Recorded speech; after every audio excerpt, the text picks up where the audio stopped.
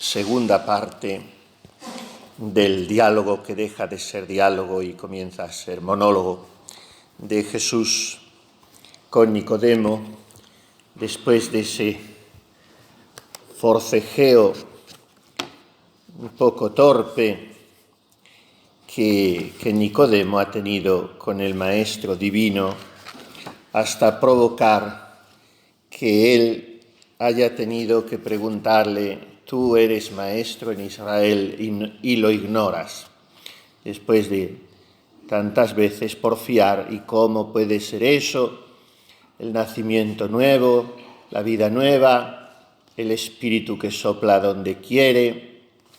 Y entonces ya Jesús toma definitivamente la palabra para ilustrarnos a sus discípulos de todos los siglos con ese parlamento soberano que incluye los versículos que son el número pi que aprendíamos en matemáticas, 3, 14, 16, el número pi.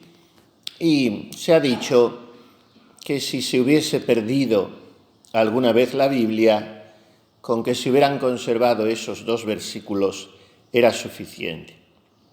Lo que dicen esos versículos es la sustancia de nuestra fe y aquello en lo cual se apoya toda nuestra confianza. Tanto amó Dios al mundo que entregó a su Hijo único, para que ninguno de los que cree en Él perezca, sino que tengan vida eterna. Bien, pues el primer versículo de este parlamento es un poco misterioso, da mucho que hacer a los escrituristas e incluso a los padres de la Iglesia. Nadie ha subido al cielo sino el que bajó del cielo. Algunos quieren darle un sentido, una forma un poco forzada, un sentido proléptico, o sea, de anticipación, refiriéndose Jesús a su ascensión, que puede ascender porque antes ha bajado. Bueno, eso es simplista y no vamos a entrar en toda la profundidad que podría encerrar, que tampoco hay una interpretación definitiva, pero hay que ponerlo en relación con el prólogo de San Juan. Estos versículos solo pueden ser leídos desde el prólogo de San Juan. El Hijo único que está en el seno del Padre es quien lo ha dado a conocer. Y por eso ha bajado del cielo y ha subido al cielo y está en el cielo, porque el cielo es el seno del Padre. Cuando Jesús llama a sus primeros discípulos en la orilla del mar de Galilea, entonces aquellos primeros son Juan y Andrés, y eran las 4 de la tarde, se preocupará Juan siempre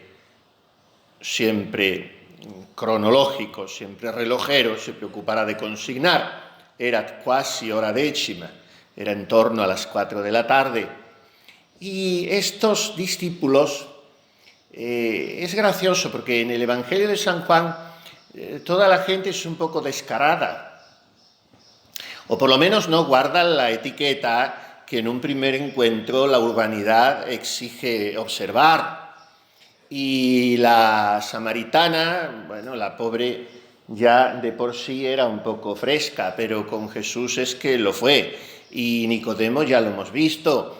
Y aquellos primeros también, porque o será que Jesús daba tanta confianza, tenía esa mezcla que es tan difícil encontrar, que se encuentran muy pocas personas. Yo cuando la encuentro en alguien me seduce esa personalidad. Esa mezcla de señorío, de distinción, de elegancia, pero carente de empaquetamiento, dando luego confianza, que no es caer en una familiaridad torpe, en esa chabacanería que caemos hoy en día. Y cuando caemos nosotros, consagrados, sacerdotes, religiosas, qué cosa tan fea y tan desagradable es. Pero también es muy espinoso y echa para atrás eso que a veces hemos disfrazado con el nombre de gravedad religiosa y que es un talante de puercoespín, que no se te puede acercar nadie. Eso tampoco. Hay que saber tener un equilibrio y ser, pues como era la Santísima Virgen, que ya decíamos, que dice Bernardita, es la primera persona que me llamó de usted en mi vida, pero es la Mater Amabilis, todo en ella es amable. San Bernardo la llama Virgo Urbanísima, Virgen Educadísima. Bueno, pues nuestro Señor sería así, claro, tan con una distinción natural, una elegancia y un Señor, y luego todo a la mano, y todo llaneza, y todo confianza, y esto lo suscitarían quienes se acercaban a él. De manera que aquellos discípulos primeros le preguntan, Magister ubi moras, porque empiezan desde el principio a llamarle maestro. ¿Y dónde vives? Claro, esto en un primer encuentro, preguntarlo así a bocajarro, pues es un cierto entrometimiento, ¿no? Bueno, ya te irás enterando. Maestro, ¿dónde vives? Y él, que quería desde el principio admitirlos en su compañía, les dice, venite et videte. Fueron, vieron y se quedaron con él aquel día. Ya veíamos ayer, llenad las tinajas, y llenaron. Llevad el vino, y lo llevaron. ¿Dónde vives? Venid y veréis. Fueron y vieron. Las palabras de Jesús, palabras sustanciales, irresistibles, imanes. Y entonces, ¿y qué es lo que vieron? ¿Y a dónde fueron? ¿Y dónde se quedaron? Eso ya no lo dice Juan. Pues vaya una narración de un episodio cuando era lo que más nos interesaba. Saber cómo era la casa y dónde estaba y si estaba limpia, ordenada, bien decorada, en fin, todas esas cosas que sacian nuestra curiosidad, ¿no? Porque la casa es como el vestido, como la celda de una religiosa, ¿no? Como está la celda, así está el alma. El orden y la limpieza y la organización dice mucho de la personalidad y de la vida espiritual. Bueno, pues fueron, vieron, se quedaron con él. Pero no se nos dice qué. Y se quedaron con él aquel día. ¿Pero cómo que aquel día? Si ya no se movieron de con él. ¿Qué pasa aquí? Juan está diciendo, la morada de Jesús ya la he dicho yo en mi prólogo. ¿Para qué vamos a andar repitiéndonos? El Hijo único que está en el seno del Padre es quien lo ha dado a conocer. Y eso es lo que vieron aquellos dos primeros con los ojos de la fe. La morada de Jesús, como la gracia más alta de todas las gracias místicas que tuvo Santa Teresa, dice ella, vi aquella humanidad sacratísima metida en los pechos del Padre. Así vive Jesús, metido en el pecho del Padre, metido en el abrazo del Padre. Miren ustedes, uno de los pensadores y literatos, bueno, iba a decir más interesantes, pero muy interesantes, del siglo XX, en España, incluso ya a final del XIX, don Miguel de Unamuno, pues se ha dicho siempre que, en fin, algunos así, de manera simplista, que si era medio ateo, era un gran buscador de Dios y tiene poesías muy bonitas y escritos, un hombre que busca a Dios y oraciones muy apasionadas. Y entonces dejó escrito este epitafio para su tumba que está en el cementerio de Salamanca. Méteme, Padre eterno, en tu pecho, misterioso hogar. Dormiré allí, pues vengo deshecho del duro bregar. Este va a ser nuestro destino definitivo, el descanso en el pecho de Dios. Y aquí Jesús está mostrando a aquellos primeros que Él vive in sinu patris, en el seno del Padre.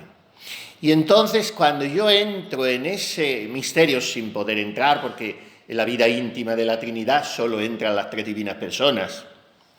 Pero cuando yo me aproximo, pobre de mí, a más cerca de todas las criaturas que está sin entrar en la vida trinitaria, es la Santísima Virgen, pero es la que más se abrasa en la hoguera de la Trinidad, más que todos los ángeles y los querubines, que son los serafines, mejor dicho, son de los 9 coros de los ángeles los que más se abrasan de todos, y los más encendidos en amor, los serafines, y luego los querubines. Y ya los ángeles y los arcángeles y esa gente ya están más atareados porque están para arriba y para abajo con nosotros, pero vamos, no se mueven tampoco de la contemplación, que eso también es un misterio, Pero ya tienen los pobres más tareas de correos y de paquetes. Pero los serafines y querubines, ahí están. Bueno, pues más que todos ellos se abraza la Santísima Virgen.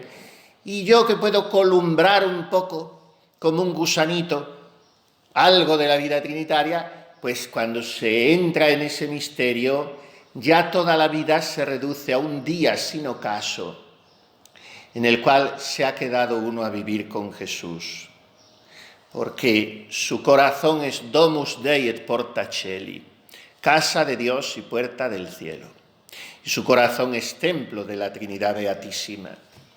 Y esto es grandioso pensarlo cuando comulgamos, Y a veces nos perdemos esta maravilla. Y que prepararse muy bien a la comunión.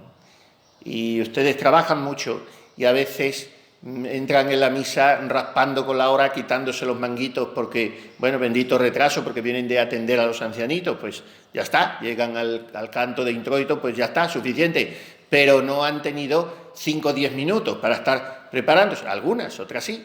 Bueno, pues aprovechen mucho la misa toda es una preparación para la comunión. Por eso insistimos, momentos de silencio, de contemplación y cerrar los ojos y no mirar mucho al cura que distrae, prepararse a la comunión y dar gracias de la comunión también. No es necesario enseguida las oraciones vocales, un minutito de acción de gracias. Bueno, pues en la comunión yo recibo de Jesús, solo de Jesús, porque son exclusivos de Jesús, su cuerpo y su sangre y su alma, porque su alma humana. Y en esa alma humana nobilísima, preciosísima, bellísima, está, perdonen el verbo, pero no me viene otro, está atornillada, está radicada la unión hipostática. Y entonces en esa alma de Cristo está amasada, ya digo, no hay verbos que podamos usar, unida hipostáticamente, es el mejor verbo, la divinidad. Pero es que resulta que esa divinidad de Cristo, que yo también la recibo, porque es inseparable de su cuerpo, porque en su cuerpo está toda su divinidad y en su sangre está toda su divinidad y en su alma está toda su divinidad, no es que yo reciba un poco, sino recibo todo y se me entra por las puertas de mi cuerpo y de mi alma todo el océano inconmensurable de la divinidad, y resulta que al recibir yo esa divinidad, estoy recibiendo la única divinidad, que es la que, iba a decir comparten, en fin, todos los verbos son impropios, es la misma que tienen el Padre y el Espíritu Santo. De manera que yo al comulgar estoy recibiendo toda la Santísima Trinidad.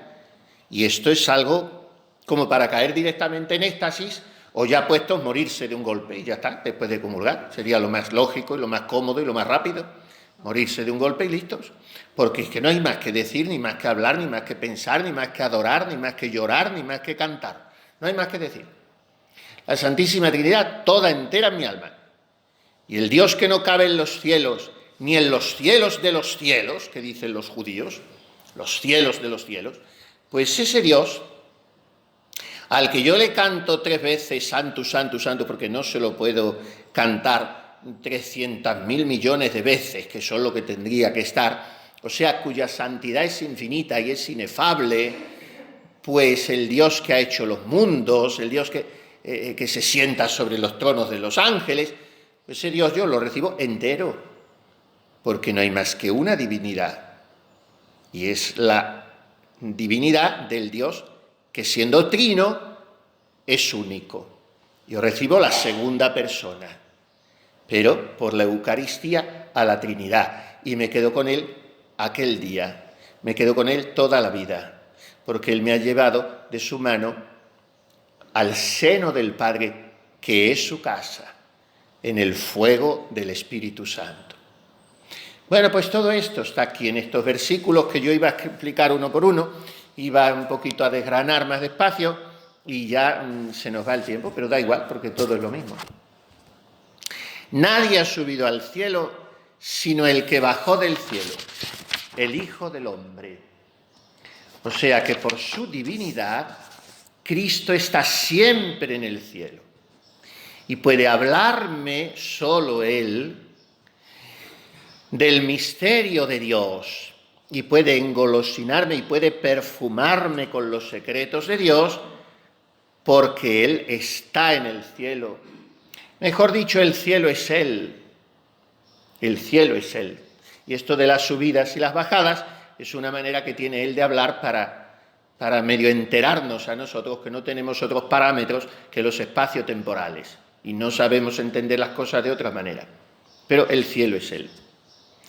Y lo mismo que Moisés elevó la serpiente en el desierto, así debe ser levantado el Hijo del Hombre, para que todo el que crea en Él tenga vida eterna.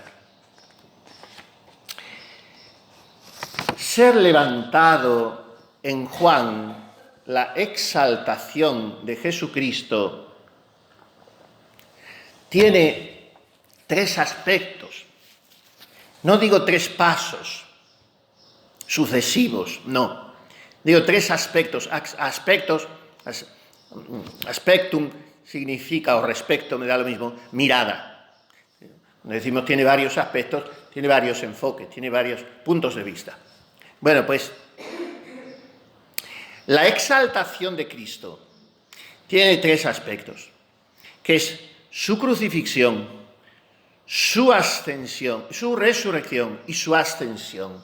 Pero en Juan es lo mismo, es la glorificación de Cristo. Pero ¿cómo va a ser la glorificación, la crucifixión? Pues ese es el pensamiento de Juan y ese es el pensamiento de Pablo. Se humilló, se despojó de su rango, protercó de Deus exaltavit illum.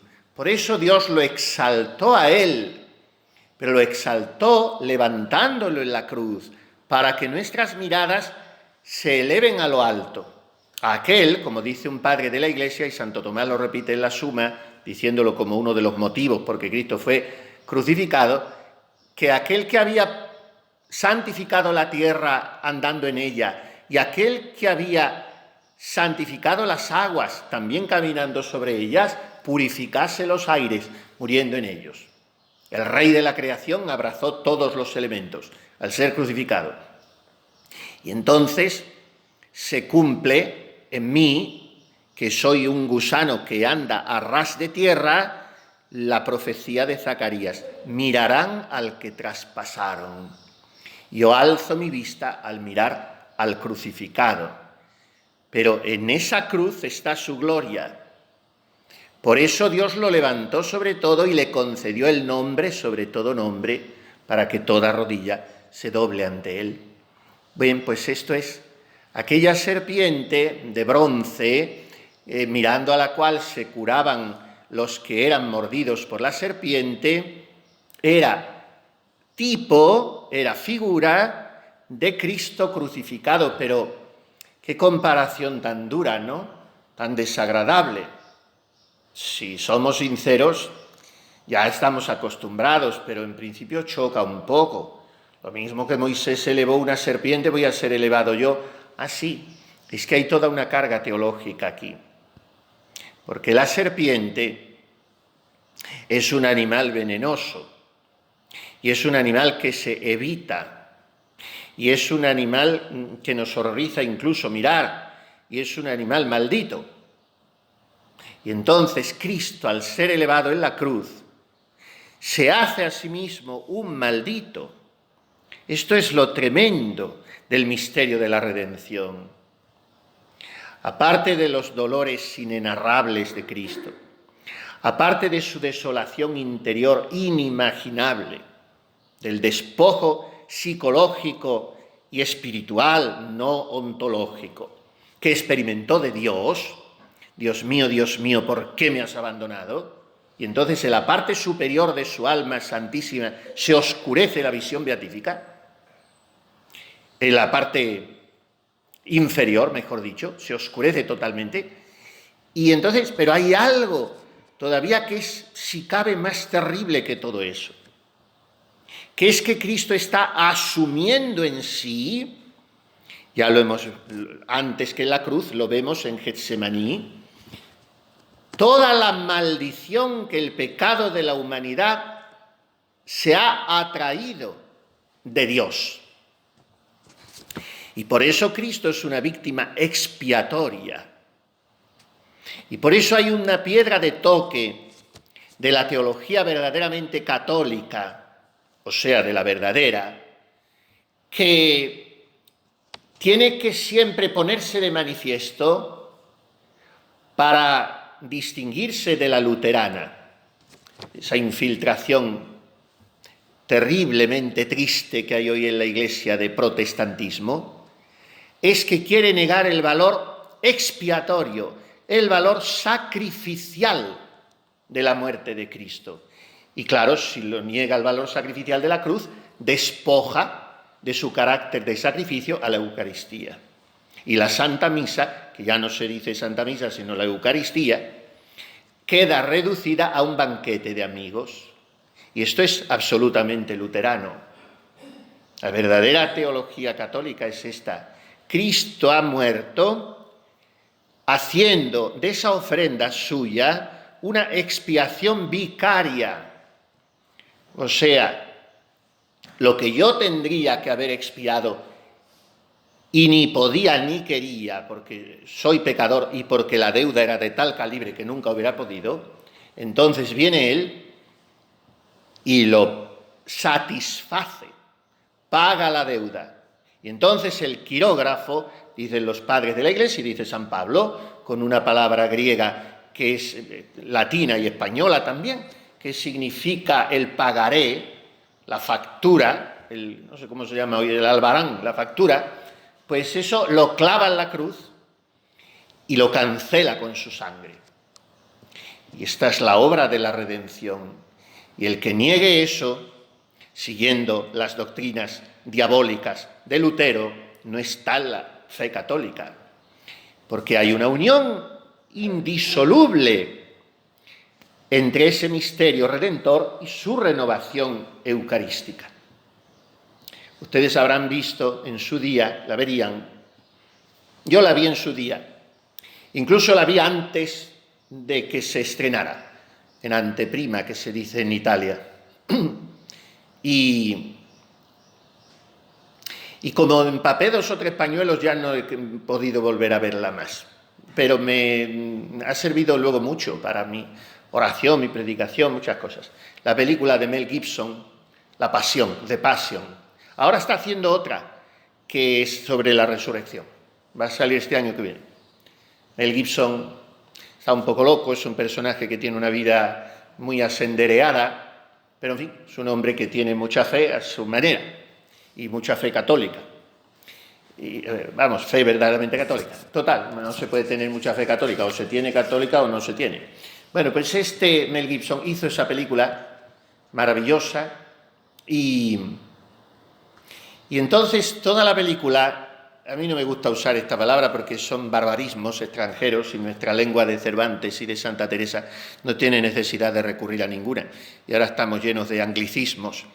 Pero en fin, se dice flashback, que si nos ponemos finos tiene que ser analepsis y prolepsis, quiere decir retroceder en la acción o anticipar la acción futura. Bueno, pues la película esa te está narrando la pasión y luego superpone de vez en cuando escenas del cenáculo, de la institución de la Eucaristía.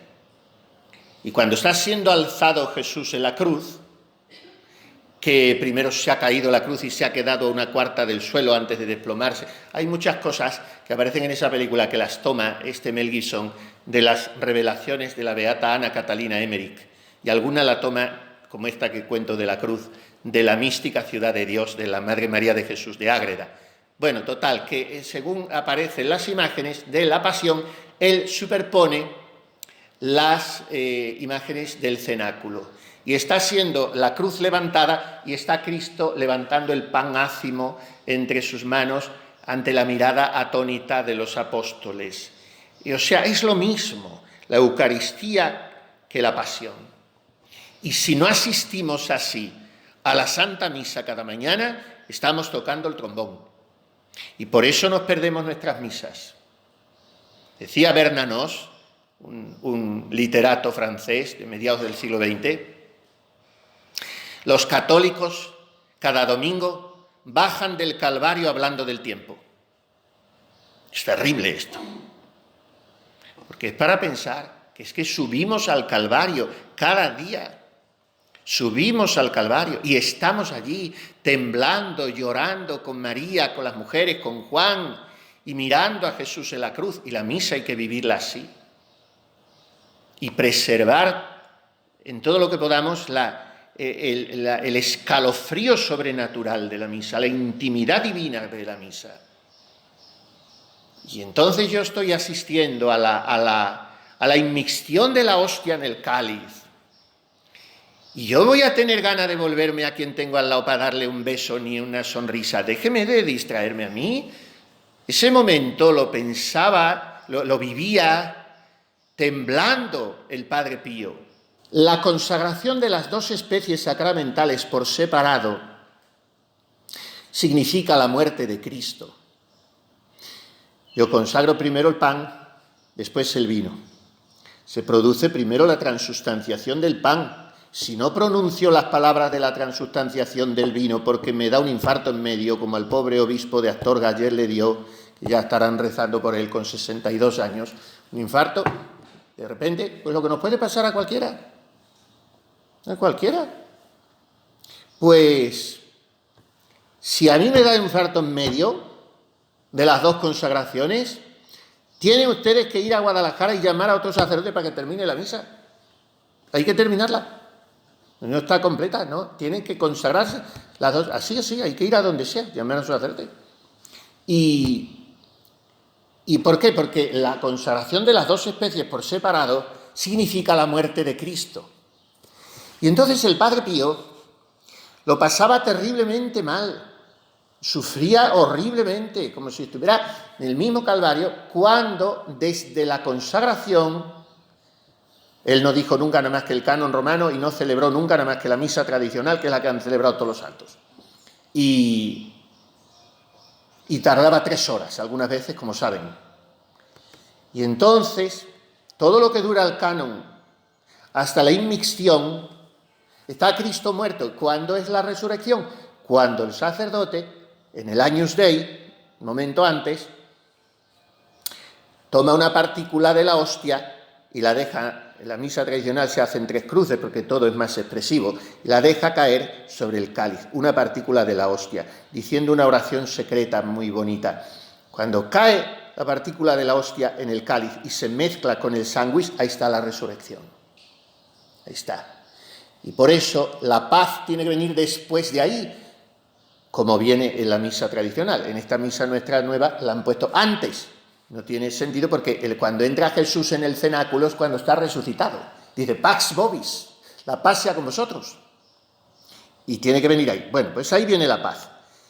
Pero en ese momento es cuando Cristo resucita, digamos, simbólicamente en la misa, porque Cristo ya sabemos, una vez resucitado de entre los muertos ya no muere más, pero su sacrificio se renueva y místicamente también el dolor de su sacrificio redentor se renueva. Y si yo vivo la misa así, viviendo cada uno de esos gestos y no acostumbrándome y entrando con el espíritu de María Santísima y de Magdalena y de Juan, entonces estoy verdaderamente en lo que es el misterio redentor de Cristo, en el Calvario, en su hora, en su glorificación. Cruz resurrección y ascensión. Pues esto es mirar a Cristo. Mirarán al que traspasaron. Y lo mismo que Moisés se elevó la serpiente en el desierto, así debe ser levantado el Hijo del Hombre para que todo el que crea tenga vida eterna en él. Y ahora viene ese versículo soberano. Tanto amó Dios al mundo que le entregó a su Hijo unigénito para que todo el que crea no perezca, sino que tenga vida eterna. 2 veces la misma afirmación en 2 versículos. Todo el que cree tenga vida eterna. O sea, dice un padre de la Iglesia, si no perece quien cree en el crucificado, mucho menos perecerá quien está crucificado con Cristo. Por eso nuestro país es el Calvario, decía Santa Ángela de la Cruz a sus hijas, que seamos forasteras en otro país que no sea el Calvario, porque debe ser nuestra morada. El Calvario es el monte de los amantes, dice San Bernardo. El Cantar de los Cantares habla del monte de la mirra y el collado del incienso, porque el Calvario es la colina de los perfumes del Espíritu Santo, que son los del amor. Que todo el que cree en él tenga vida eterna. Esto aparece en Juan, en el Evangelio de San Juan, 17 veces. La expresión vida eterna. ¿Y qué es creer en él? Creer en él es mirarle. La fe en Juan es una mirada. La fe es una mirada nueva, es una mirada limpia, es una mirada sobrenatural, es una mirada enamorada. Esto es la fe. ¿Y qué es la vida eterna en Juan?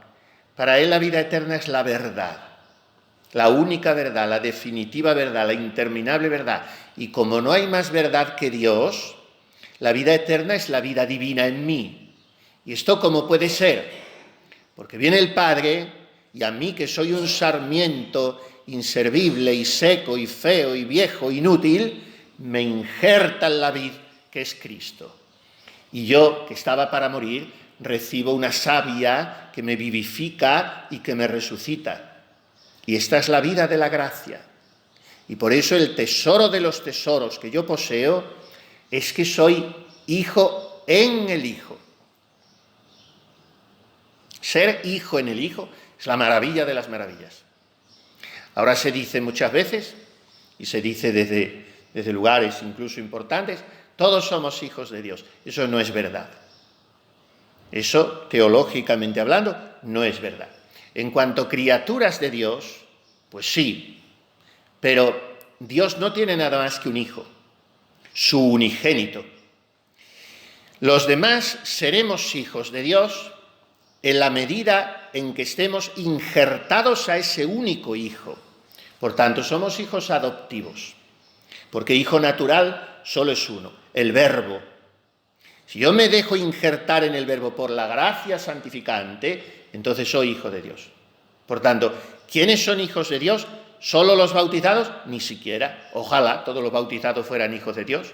Los bautizados son hijos potenciales de Dios, tienen el carácter, pero si no viven en gracia de Dios, como desgraciadamente tantísimos bautizados hay que viven en pecado mortal, pues el pecado mortal pega un hachazo a la filiación divina. El pecado mortal se lo carga todo. El pecado mortal destruye en un momento todo el organismo espiritual, todas las virtudes, todos los dones del Espíritu Santo, todo lo que trae la gracia santificante. Por eso un solo pecado mortal es peor que un cataclismo mundial, peor que un mare magnum que invadiera los 5 continentes y los destrozara. Es peor un solo pecado mortal, porque es destrozar la gracia, y el bien espiritual está por encima del bien material. Por tanto, la vida eterna es la vida divina en mí, que ya me hace eterno, la vida en Cristo. ¿Y cuál es el dinamismo para alcanzar yo esta vida eterna? 4 pasos. Primero, Cristo me habla. Segundo, yo le escucho y acepto su palabra. Tercero, yo me uno a él por una mirada de amor y por una escucha de fe. Y cuarto, el Espíritu Santo, con María, me engendra a la vida divina. Estuve en Tierra Santa hace muchos años, la última vez que fui, nada más que he ido 2 veces, la última hace ya casi 15 años. Y había un misionero muy particular y un hombre muy peculiar, pero a mí me daba mucha devoción por las cosas que contaba en el grupo de sacerdotes que estábamos. Y me enseñó, no sé, la repetía él allí mucho y yo me quedé una ejaculatoria y desde entonces yo la enseño cada vez que puedo y la repito y la digo muchísimo.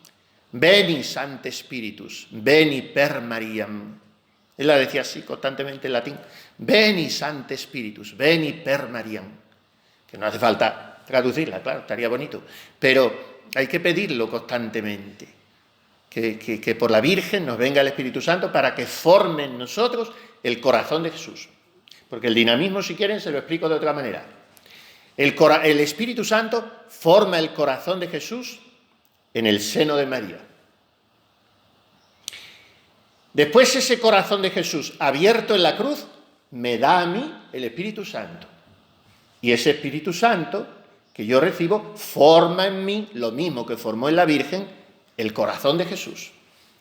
Es ese círculo que mira al Padre complacido, que empieza y termina en el corazón de Jesús y que tiene como artífice al Espíritu Santo y como colaboradora única a la Santísima Virgen.